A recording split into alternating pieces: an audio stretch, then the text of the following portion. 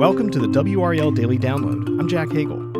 In the new state budget, lawmakers set aside millions of dollars for a pair of education projects that are raising some eyebrows. The companies receiving the money didn't compete for the contracts, and the state agency that has to implement the projects they fund didn't have much say. These no-bid contracts reveal a disconnect between lawmakers and rank-and-file government workers.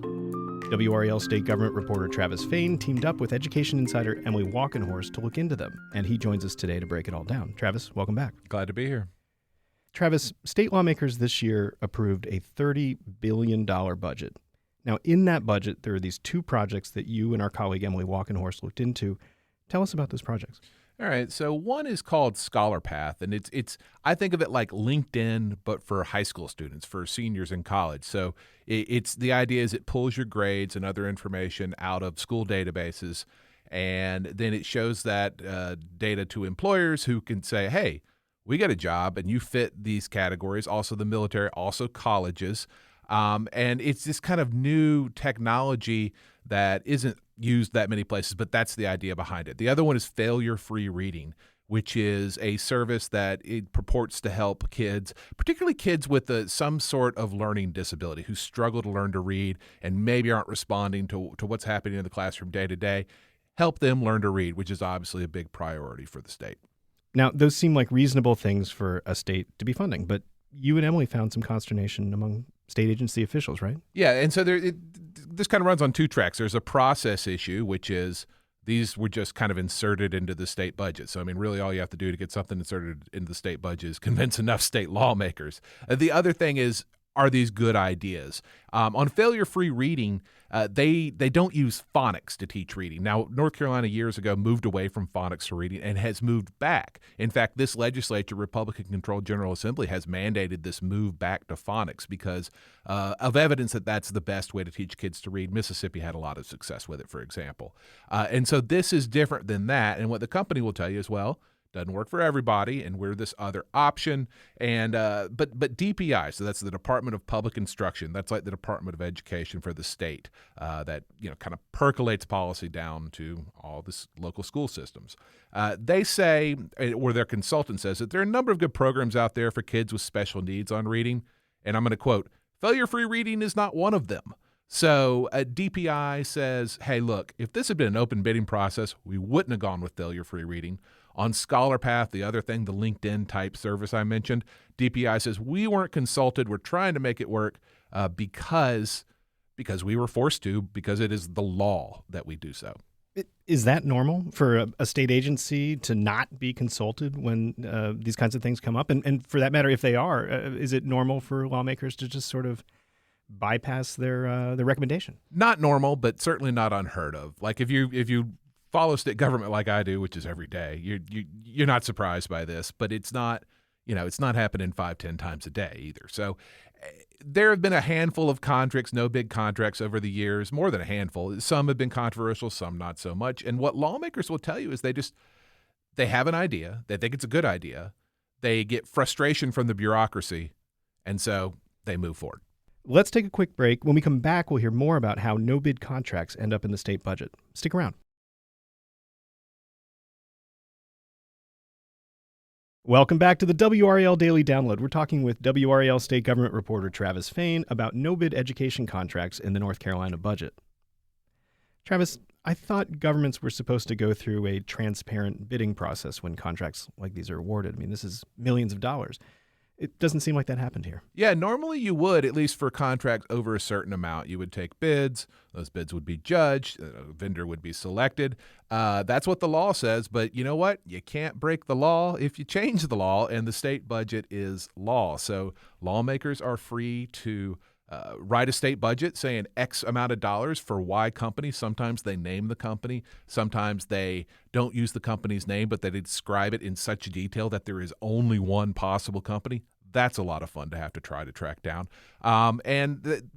It happens. And one of the reasons that it happens is because people hire lobbyists and they convince someone, particularly a powerful someone in the General Assembly, that something's a good idea. Well, what do state agencies have to say about that? As you might guess, they're not big fans. They would prefer to be more involved in these decisions. They would prefer to kind of go through a vetting process where they research these companies as opposed to being, ordered to work with them.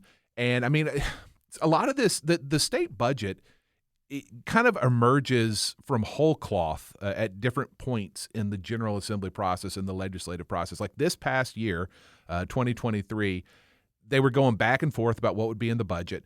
Most of that conversation was happening behind closed doors, involving, half a dozen people or fewer plus staff at times.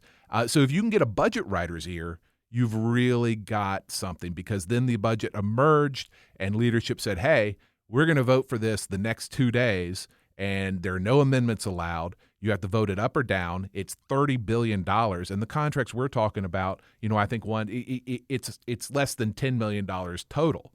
So are you going to vote against a $30 billion budget because you don't like a couple of no-bid contracts in it? No. And, that's being used to people's advantage.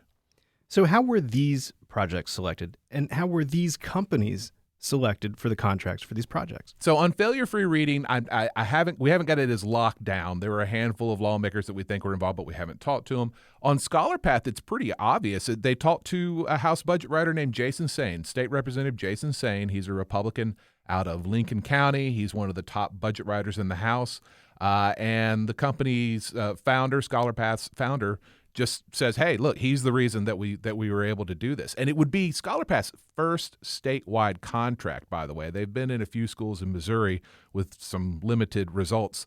So the first state contract is because they convinced a House budget writer who worked in secret to produce this budget that then moved forward as we talked. Now, what Sain says is, look, this is a good idea.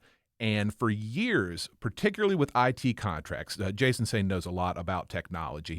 He's into that kind of stuff. He said, we struggle so much in this state with IT contracts, getting them to move forward, getting the right company selected, getting them to move ahead on a timetable that makes sense and doesn't lead to massive cost overruns. And he kind of said, look, we're throwing our hands up in the air at times. We cannot get multiple state agencies to do what we want them to do on IT. So sometimes we just put it right into the budget and force them to do it because of that frustration. And I think even state agencies will acknowledge that IT contracts don't always go well in this state. There have been tons of them that had massive cost overruns or just fell apart. Now, Travis, these projects, as you point out, represent a tiny fraction of an enormous state budget. Why would any taxpayer care about the ones that you and Emily are reporting about? Yeah, I mean, still millions of dollars, right? I mean, that's real money. But, people have shown that maybe they don't care that much. Our state budget coverage doesn't get as much interest as if we write about a social issue that the General Assembly is dealing with, for example. And lawmakers know that. And look, every election we put our trust in people and we vote for them. The thing is, there are 170 members of the General Assembly, and only 15 or 20 of them are really empowered in a way that they can impact the state budget here. Now that percolates up. They choose their leaders. Republicans are in firm control of both chambers of the General Assembly. They choose their leadership, and so we're trusting these folks. And maybe these are going to end up being great ideas. You know what I mean? And sometimes it does take, all right, we're just going to break through the mold here and make this happen and move forward.